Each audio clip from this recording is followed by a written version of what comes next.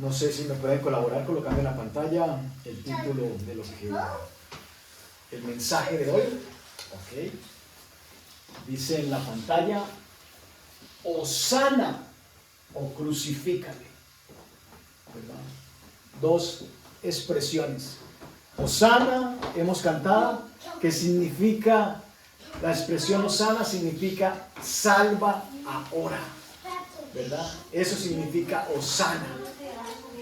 Y crucifícale, ya todos saben qué significa, ¿verdad? Es una petición que las personas hicieron en un tiempo determinado para que se juzgara a alguien. Y esa fue su petición: crucifícale. Y para nosotros hoy, la pregunta de reflexión es, como decía Nazaret hace un momento, dentro de la cultura cristiana y dentro del calendario romano, hoy se celebra a nivel mundial algo que se llama el Domingo de Ramos, ¿verdad? O Palm, ¿cómo se dice en inglés? Palm Sunday. Y eso es para aquellos que tenemos puesta nuestra fe en Jesucristo. Esto no es solo una tradición, sino que esto tiene un propósito.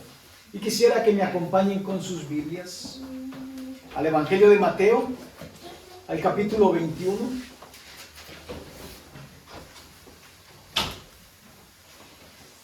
El Domingo de Ramos es una celebración en donde conmemoramos los cristianos la entrada triunfal a Jerusalén. Así lo determina la Escritura, ¿verdad? Así lo determina la historia, que fue una entrada triunfal por parte de Jesús a la ciudad de Jerusalén.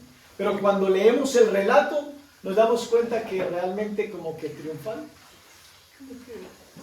no parece tener nada de triunfo.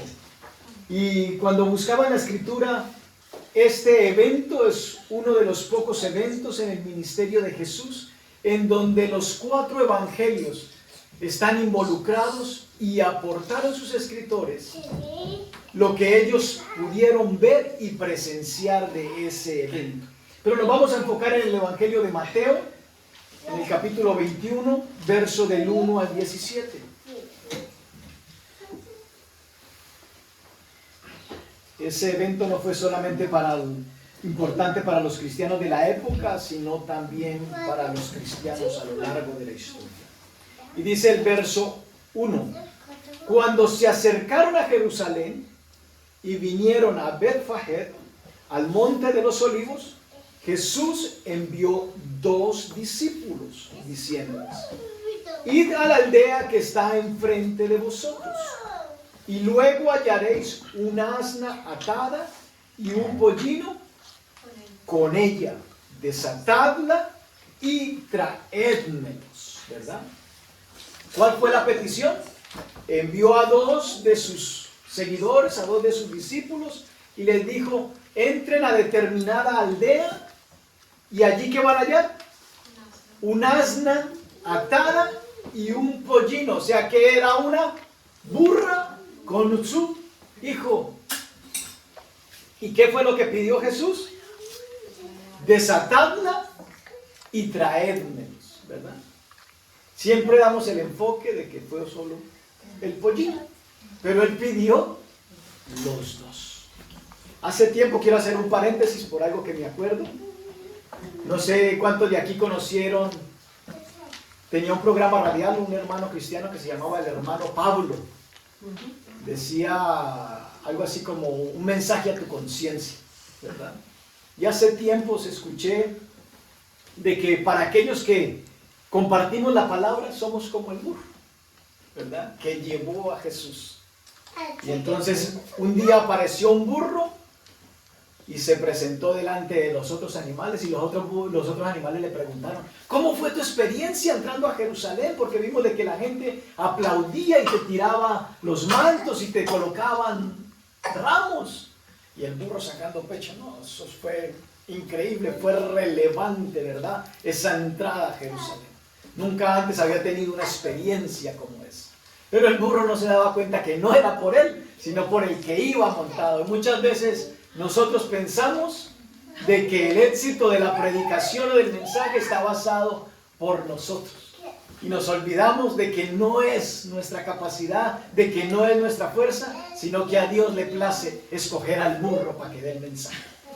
¿Okay? Entonces dice el verso 3, si alguien os dijere algo, decid, el Señor los necesita y luego los enviará.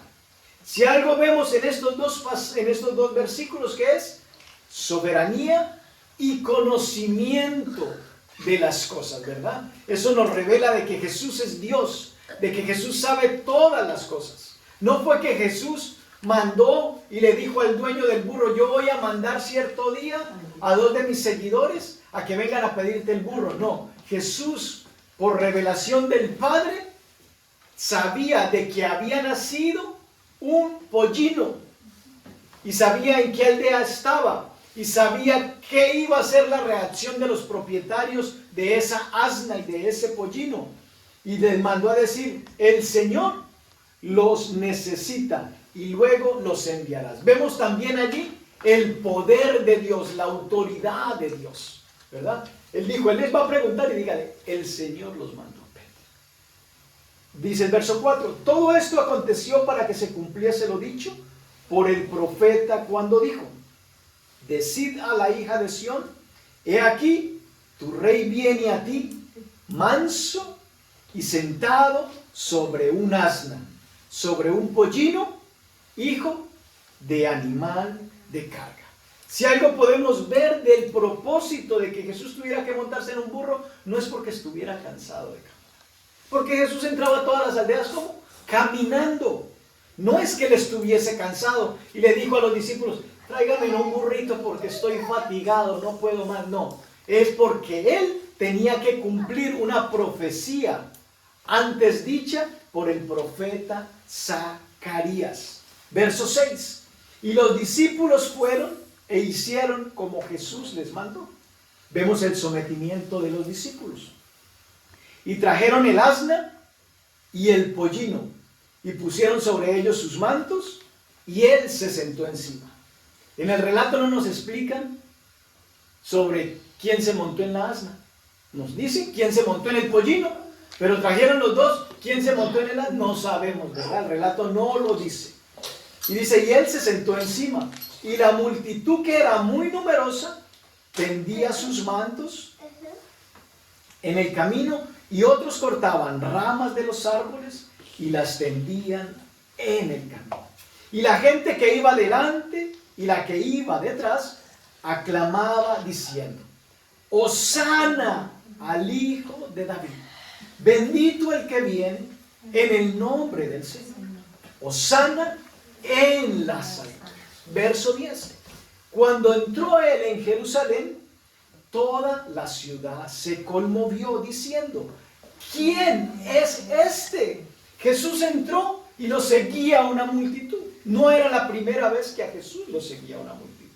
Pero en esta ocasión a Jesús lo seguía una multitud porque venía de haber sucedido un relato en donde él había resucitado a Lázaro, ¿verdad? El hecho de una resurrección en una provincia, en un pueblo o en una ciudad es un hecho que no puede pasar desapercibido. Entonces la gente comenzó a seguir a Jesús no porque tuvieran un convencimiento real de que él era el Mesías y el Salvador de Israel. Porque la idea de Jesús, de todo su ministerio, es presentarse tanto al pueblo judío como a la humanidad, como el Salvador y Redentor de sus pecados. Esa es la primera y principal función de Jesús, ¿verdad? El Salvador y el Redentor del mundo. Pero como la gente estaba acostumbrada a ver a Jesús como alguien contradictorio, que llevaba siempre la contraria a los estudiosos y a los religiosos de la época, ellos se imaginaron, este Jesús seguro que es el libertador, el que nos va a animar a que hagamos una revuelta y nos quitemos el yugo del oprobio del imperio romano. No era la primera vez que los judíos eran gobernados por alguien más. Habían sufrido el oprobio de muchos imperios. El imperio babilónico, el imperio persa, los griegos, y ahora tenían el yugo de los romanos. Entonces ellos dijeron, este es el revolucionario de la época, este es el que les ha llevado la contraria, este es el que nos va a llevar a la revolución y vamos a poder ser libres. Y preguntaban, ¿quién es este? Muchas personas. Y la gente decía, este es Jesús, el profeta de Nazaret de Galilea. Verso 12. Y entró Jesús en el templo de Dios. ¿Y qué hizo? Echó fuera a todos los que vendían y compraban en el templo. Y volcó las mesas de los cambistas y las sillas de los que vendían palomas. Y les dijo, escrito está, mi casa, casa de oración, será llamada, mas vosotros la habéis hecho cueva de ladrones. A veces pareciera, cuando leemos de manera corrida estos hechos, de que un evento no tendría nada que ver con el otro. ¿Cómo es que Jesús entra en un burrito? Primero manda a sus discípulos, se lo traen y se sube en el burrito. Y la gente lo reconoce y dice, ¡Hosana! ¡Hosana! ¿Verdad? Otros dicen, ¿quién es este? Y otros dicen, este es Jesús, el profeta de Nazaret. Y entra al templo o a la iglesia, ¿y qué hace? Genera una revolución, diciendo que lo que estaban haciendo allí en la casa de su padre no era el propósito para el cual el templo había creado, ¿verdad? Habían generado comercio de lo que Dios esperaba que fuera una casa de oración. Mas vosotros la habéis hecho, ¿qué? Cueva de ladrones. El hecho que estemos en el templo no quiere decir que estemos haciendo lo correcto, ¿verdad? Entonces vemos cómo Jesús en esa entrada triunfal, como la Escritura lo determina, está haciendo una confrontación a la vida personal de cada miembro que está en la iglesia. ¿Qué estás haciendo tú de mi templo? Ya sabemos de que Jesús no mora únicamente en templos físicos, sino que mora en templos vivos, que somos tú y yo. Dice el verso 14, y vinieron a él en el templo ciegos y cojos y los sanó. Otra cosa que podemos ver, ¿por qué acudimos a la iglesia? Porque tenemos necesidades. Por lo general, cuando la gente es autosuficiente y dice no tengo ninguna necesidad, no necesito a Dios. Tengo plata, tengo salud, tengo familia, tengo buenas relaciones, tengo un buen estatus social. No necesito a Dios. Pero cuando nosotros en nuestra humana debilidad y con humildad reconocemos de que tenemos necesidades físicas, emocionales y espirituales, sabemos que tenemos que buscar de Dios. Entonces, que Dios nos guarde de poder de ser aquellos que en un momento determinado dijeron Hosana. Pero como decía Nazaret al comienzo, este es el comienzo de una semana en donde se hace una entrada y en donde el único autor de la entrada sabe qué es lo que le espera al final. El resto de la multitud solamente está viviendo un momento específico en la historia. Verso 15. Pero los principales sacerdotes y los escribas, viendo las maravillas que hacía, y a los muchachos aclamando en el templo y diciendo, Hosana al Hijo de David. ¿Qué pasó con los religiosos? ¿Qué pasó con los sacerdotes? Se indignaron. ¿Cuando vieron a quién? A los muchachos en el templo. No dice cuando vieron a los viejos, dice cuando vieron a los muchachos. Ya estaban viendo de que una nueva generación estaba aceptando las creencias y el estilo de vida de Jesús, y eso les preocupó a ellos. Ellos dijeron, gente joven ahora está aceptando lo que este hombre habla. Verso 16. y le dijeron, ¿oyes los que esto dicen? Y Jesús les dijo, sí, ¿nunca leísteis de la boca de los niños y de los que maman perfeccionaste la alabanza? ¿Quién está alabando ahora? Una niña. La que está alabando ahora aquí en el templo es una niña.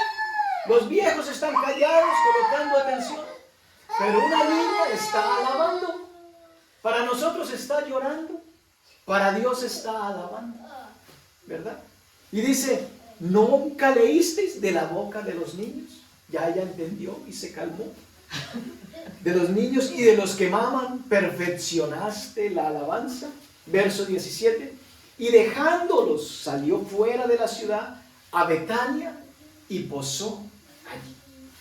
Quise enfocarme en el Evangelio de Mateo, aunque los 4 hablan de él, pero quiero que vayamos a los otros 3 para que miremos qué aportaron de diferente a lo que dijo Mateo. Vayamos un momento al Evangelio de Lucas. Marcos es muy concreto y se expresa muy poquito de ese evento. Vamos a Lucas 19.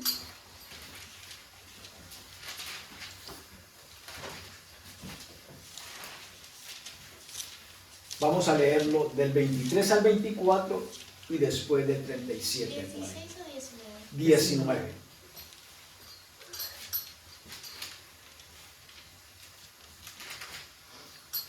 Dice Lucas 19, 23.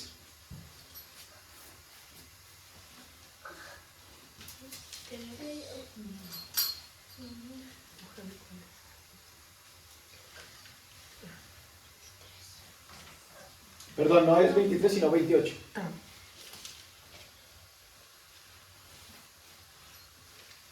Dicho esto, iba adelante subiendo a Jerusalén. Y aconteció que llegando cerca de Betfagé y de Betania, al monte que se llama de los Olivos, envió 2 de sus discípulos diciendo, id a la aldea de enfrente y al entrar en ella hallaréis un pollino atado, en el cual ningún hombre ha montado jamás, desatadlo y traedlo. Aquí habla del pollino, no habla de la mamá del pollino. Pero Mateo dijo que mandó a traer la asna y el pollino. Y si alguien os preguntare, ¿por qué lo desatáis? Le responderéis, así porque el Señor lo necesita. Y punto. ¿Cuál fue la respuesta? El Señor lo necesita. Ya estaba planeado por Dios de que el dueño tenía que soltar el burro. ¿Por qué? Porque el Señor lo necesita. Punto final. Verso 32. Dice, fueron los que habían sido enviados y hallaron como les dijo. Y cuando desataban el pollino, sus dueños les dijeron, ¿por qué desatáis el pollino? Ellos dijeron, porque el Señor lo necesita.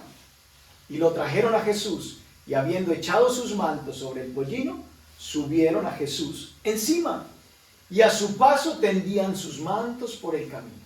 Cuando llegaban ya cerca de la bajada del monte de los Olivos, toda la multitud de los discípulos, gozándose, comenzó a alabar a Dios a grandes voces por todas las maravillas que habían visto. La multitud no fue que de manera improvisada dijeron vamos a seguir a Jesús, sino que habían escuchado o habían visto o habían sido beneficiarios de algún milagro. ¿Por qué nosotros como iglesia tenemos como costumbre testificar de algo? Porque no podemos callar, no debemos callar. Debemos de proclamar lo que Jesús hizo. Esa es una manera de decir, Hosana, Hosana. Recordar de que Dios ha sido bueno, ¿verdad? Dice el verso 38, diciendo, bendito el Rey que viene en el nombre del Señor. Paz en el cielo y gloria en las alturas. Entonces, una vez más, los fariseos de entre la multitud le dijeron, Maestro, reprende a tus discípulos. Él respondiendo les dijo, os digo que si estos callaran, las piedras clamarían. Mateo dice que de la boca de los niños y de los que maman sale la alabanza. ¿Sí lo oyen? De la boca de los niños y de los que maman es que sale la alabanza. Y aquí les dice, si mis discípulos se callan por petición de ustedes, les digo que aún estas piedras van a hablar. Vamos entonces ahora al Evangelio de Juan, al capítulo 12, versos del 16 al 18.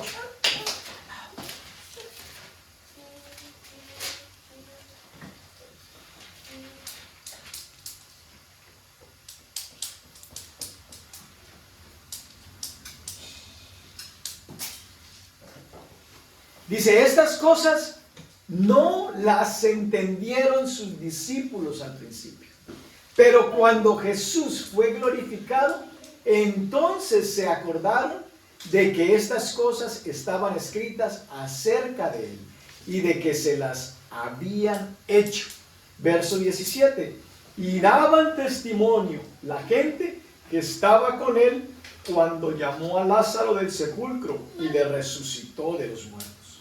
Por lo cual también había venido la gente a recibirle, porque había oído que él había hecho esta señal. Cuando los discípulos fueron enviados por el pollino, ellos tenían la historia de las profecías que habían sido escritas, pero ellos en ningún momento dijeron, oh, esto es por el cumplimiento de lo que dijo el profeta Zacarías, sino que cuando ya vieron, fue que dijeron, oh, ahora entendemos porque ya ha sido glorificado. Regresemos a Lucas al verso 41, del mismo capítulo 19. ¿Cuántos saben de que Jesús lloró? ¿Y cuándo lloró? ¿Cuándo se murió Lázaro? ¿Y qué? Ah, ok. Y aquí también lloró, volvió a llorar. Capítulo 19, verso 41. Dice que cuando Jesús entró entonces a Jerusalén y llegó cerca de la ciudad, al verla, lloró sobre ella. ¿Por qué creen ustedes que lloró Jesús? Porque la ciudad estaba fea, porque no tenían alcantarillado, porque no había fluido eléctrico, porque no tenían agua, porque los servicios públicos eran malos, porque las calles no estaban pavimentadas. ¿Por qué habrá llorado Jesús? Jesús lloró no porque él supiera lo que le esperaba. Él lloró por ver la condición de la gente en ese lugar. Que habiendo sido escogida, que habiendo sido históricamente dicho de que allí en Jerusalén iban a suceder eventos, la gente tenía dureza de corazón. Y creo que es la misma posición de Jesús hoy ante la humanidad que aún le resiste. Jesús llora por compasión. La gente dijo, Hosana, y lo aclamaron como rey. Le dieron una bienvenida, le tiraban sus mantos. Eso es honra. Y eso además también era una tradición que la Biblia enseña. En el libro de Reyes hay una experiencia en donde hicieron lo mismo, tiraron mantos cuando escogieron a Jehú como rey. Entonces era una tradición de reconocimiento, de honra. Pero Jesús llora porque siente compasión, que habiendo tanto conocimiento de la palabra, la gente esté viviendo todavía en pecado. Que la gente todavía tenga la expectativa, este es el que nos va a quitar el oprobio del imperio romano. Pero ellos no entendían, Jesús entra como rey porque es el salvador de nuestras almas y el que perdona nuestros pecados. Jesús entra entonces a la ciudad de Jerusalén y llora. Vayan conmigo a Mateo capítulo 23, verso 37 al 39.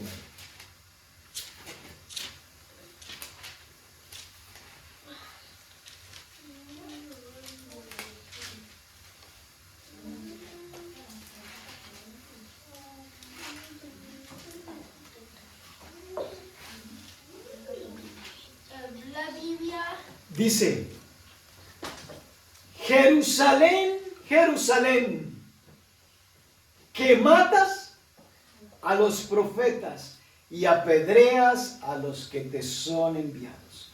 ¿Cuántas veces quise juntar a tus hijos como la gallina junta sus polluelos debajo de las alas, y no quisisteis. He aquí, vuestra casa os es dejada desierta.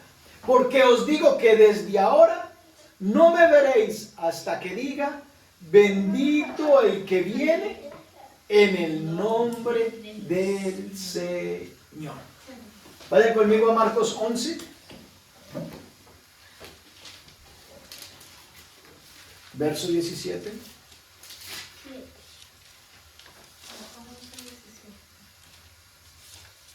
Cuando Jesús echó fuera a los cambistas y dijo, y les enseñaba diciendo, ¿no está escrito?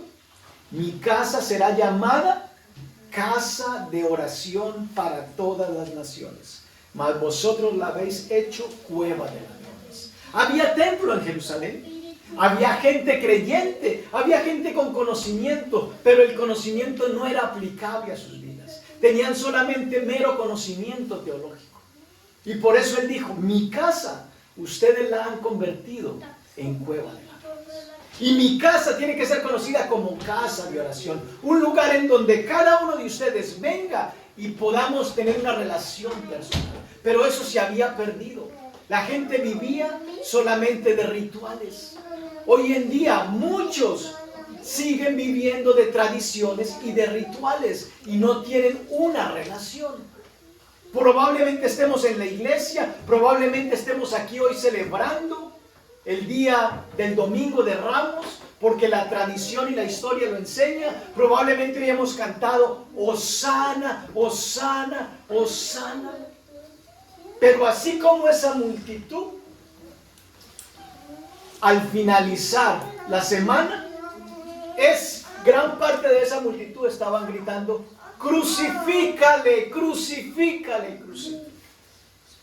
Porque no se trata de una celebración por tradición, se trata de una celebración porque tengo conocimiento de lo que hago.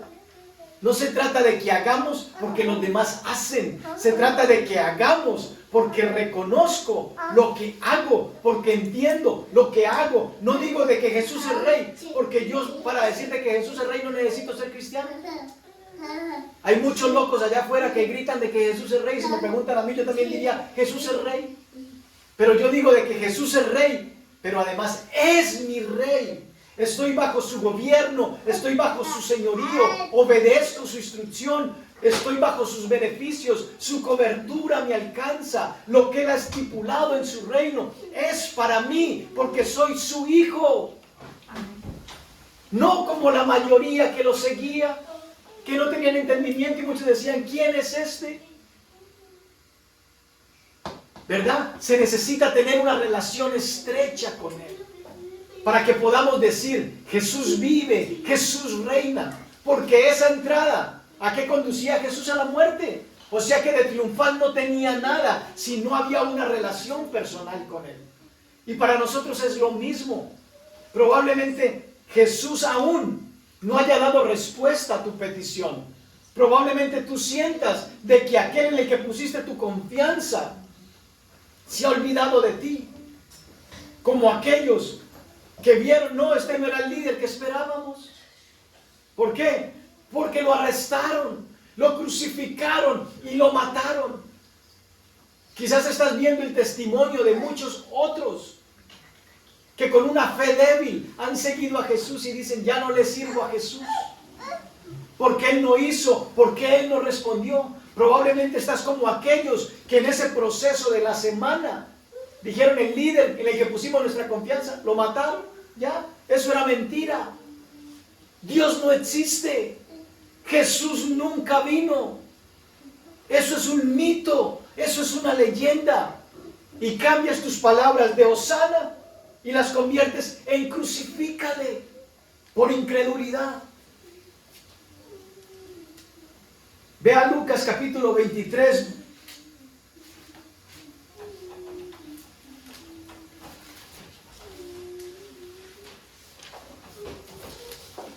Versos del 20 al 21.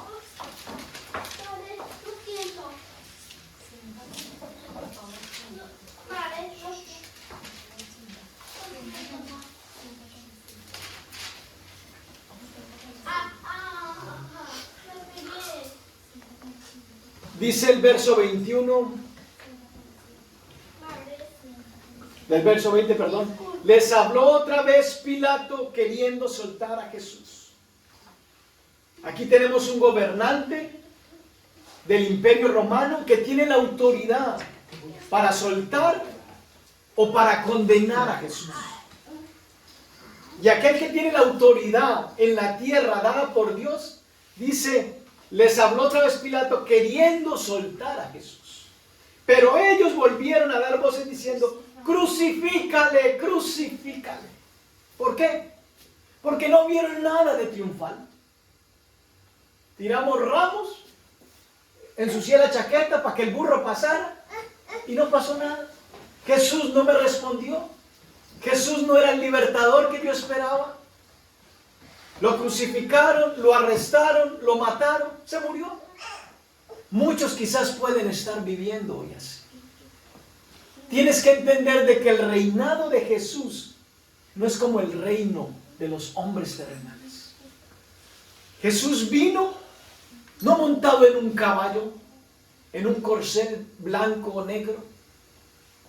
Vino montado en un burro, un animal de carga, un animal que muchos menospreciarían. ¿Por qué? Queriendo dar a demostrar, mi reino no es de este mundo. No vino con ropa de la realeza, vino con ropas comunes. Porque quería darnos a entender, mi reino no es de este mundo. Y aunque él podía haberse vestido con toda la realeza, porque tiene todo el dominio, tiene todo el poder, todas las cosas por él fueron creadas para él y para él, por él y para él, no lo hizo así, porque él no quiso demostrar de que su señorío y su gobierno está basado en la fuerza de un ejército, está basado en el amor, en la gracia, en la misericordia. Jesús no vino a conquistar las naciones, Jesús vino a conquistar nuestros corazones. Por eso su reinado es diferente. Si tú no logras entender de que el reinado y el proceder de Jesús es diferente, vas a caminar en confusión. Porque no puedes aplicar a Jesús, aunque estuvo en un tiempo, en un mundo terrenal, su dominio, su señorío, su grandeza no está basado en el desempeño de los hombres. Porque Él vino a libertarnos del dominio del pecado. Para que tu vida y mi vida tengan propósito y sentido, tenemos que ser libres primeramente del pecado. Si nos libran del oprobio de un gobierno y no del dominio del pecado, ¿de qué sirve? De nada. Tus conductas van a seguir equivocadas y mis conductas van a seguir equivocadas. Pero el señorío de Jesús comienza con la libertad del dominio del pecado en tu vida y en mi vida. Es por eso que hoy podemos declarar Hosana, porque ya el poder del pecado no tiene dominio sobre mi vida, ¿verdad? Nos dio un espíritu de amor, de poder y de dominio propio, en donde tú y yo podemos tomar buenas decisiones. Pero que no seamos de aquellos que un día, porque el común de la gente canta, nosotros cantamos. No, cantemos con el entendimiento. Y que no lo hagamos únicamente el día domingo. Porque venimos y como iglesia hay que cantar. No, cantemos y alabemos a Dios todo el tiempo de nuestra existencia. ¿Por qué? Porque Él es Rey. Pero no solamente porque es Rey, es mi Rey. Por eso le alabo, por eso le sirvo, por eso lo bendigo. Para que no seamos de aquellos que en un momento dado de nuestra vida, en vez de Hosana, vamos a gritar crucifícale. Sino que en la buena y en la mala, sea que haga o que no haga, voy a cantar Hosana al Hijo de David. Porque lo reconozco como Mesías, porque reconozco su grandeza, porque reconozco que es Dios, porque reconozco que es mi Padre. Que Él me sacó de un mundo de tiniebla y me trasladó a su luz admirable. El gobierno de Jesús es totalmente diferente. Por eso tu visión tiene que cambiar. Porque aunque tú y yo estamos en este mundo, no somos de este mundo. Y a veces es difícil alinear los dos ambientes. No soy de este mundo, pero estoy en este mundo. Y entonces, ¿qué hago con lo terrenal? ¿Y qué hago con lo espiritual? Pues la Biblia es el medio para que tú y yo encontremos un equilibrio en esas tres áreas, en el espíritu, en el alma y en el cuerpo. Si no es a través de la Biblia, vas a caminar en desbalance. Y Dios quiere un equilibrio en tu espíritu, en tu alma y en tu cuerpo. Reconociendo de que primero fuimos seres espirituales y se nos dio un cuerpo y nos dieron un alma. Porque lo espiritual es mayor que lo físico. Deja de colocar tanto énfasis en lo físico, porque lo primordial y lo vital es el espíritu. Dice la Biblia que el cuerpo sin el espíritu está ¿qué? Muerto. Pero nosotros pensamos que lo que le da vida al cuerpo es el corazón. No, lo que hace que tengamos un corazón saludable es la vida que Cristo ha soplado en ti y en mí. Es la vida espiritual. Entonces tenemos que ser enfáticos y radicales. Quiero animarte entonces a que te levantes y te coloques de pie y podamos concluir este tiempo de oración.